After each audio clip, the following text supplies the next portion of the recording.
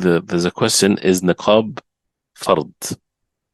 When that question is made, the word niqab is a specific way to cover the face, right? So it's basically not referring to the niqab as a niqab, but it refers to covering the face.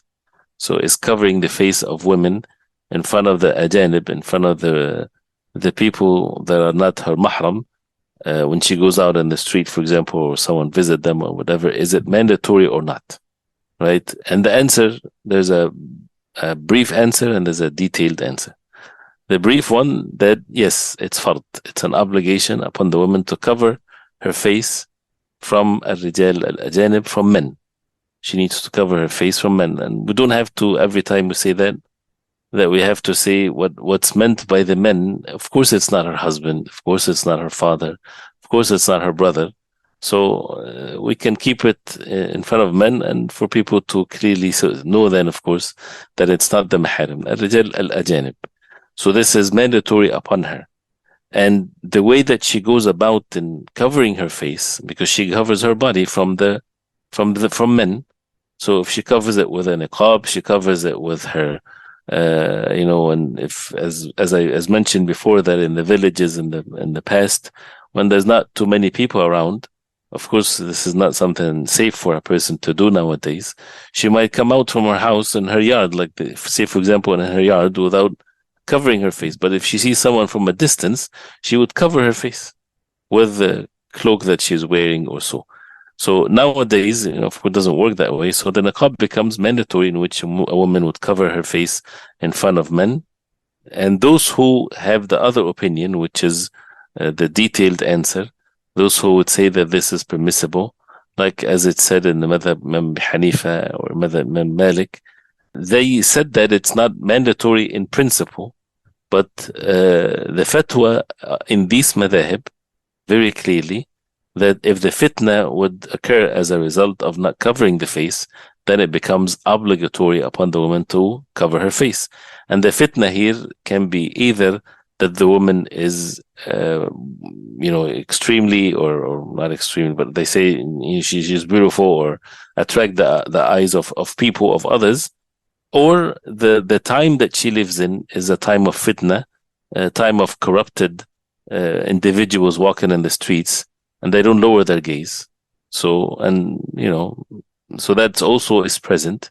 So if, as they say, إذا ضار الفساق في بلد وجب عليها تغطية وجهها. If the evil ones, the openly committing sins individuals are present in a town, then she has to cover her face in this case.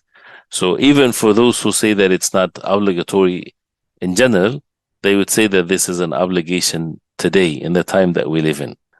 So we have to differentiate between what's in principle versus the time or the circumstances that we have. And of course, the clear evidence is in this. يا أيها النبي قل لأزواجك وبناتك ونساء المؤمنين يدنين عليهن من جلابيبهن ذلك أدنى أن يعرفن فلا يؤذين. Surah Al-Ahzab, when Allah subhanahu wa ta'ala called upon the Prophet عليه الصلاة والسلام to say and to command his wives and daughters and the believing women to cover their faces with their jilbab. And this is a clear command from Allah for them to cover their face by bringing the jilbab from above their heads. And this is what Abdullah ibn Mas'ud radiallahu anhuma and Abdullah ibn Abbas, they clearly stated this. And the same thing, وَإِذَا سَأَلْتُمُهُنَّ مَتَاعًا فَاسْأَلُوهُنَّ مِنْ وَرَاءِ حِجَابٍ.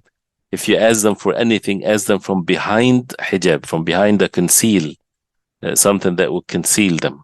And this is not only for the wives of the Prophet ﷺ, but for all the believing women. And the mention of al-khimar and the like of this. And even the hadith, لا تنتقب المرأة المحرمة, the woman when she's in Hajj or Umrah, she is not to wear the niqab. By the hadith of the Prophet ﷺ, that by itself is an evidence that otherwise she would wear it. Why would he say do not wear it if she's already not wearing it? So the reason why she doesn't wear it is because she is wearing it, so she's forbidden from wearing it. And that's specifically the niqab that fits the face. She can cover her face with different ways. So this is in brief, inshallah ta'ala, the ruling of that, and that's why the Muslim woman, should cover her face, and we need to revive back.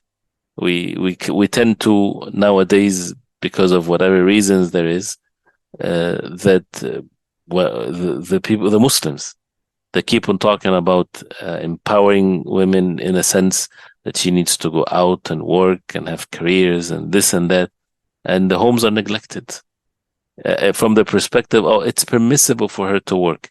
Not everything is permissible. That means it becomes the lifestyle of the Muslims. The norm is that the women, they are at home, the men are the supporters of their household, and the women are raising their children, they are protecting their iman by being at home. And this is a da'wah, this is a call that we need to be firm upon. The permissible means or actions, this is an exceptional thing. You know, nobody would ever say that it's haram for women to work outside of her home. Nobody would ever say that. But that takes away if it's always mentioned like this, then we look at the Muslim women nowadays. For the most part, they're all in schools in the same way that competing with men. They all go to colleges the same way they're competing with men, and they're all looking for the working jobs to compete with men the same way. There's no exception for the most part. And again, I'm not forbidding what Allah permitted. It's just the way of life and the focus of what we're supposed to be upon. And still, of course, the ummah, the communities needs the Muslim female doctor, needs the teachers and all of that, which is, again, this is all permissible, but this is to put things in the right perspective. Wallahu a'lam. Barakallahu fikum.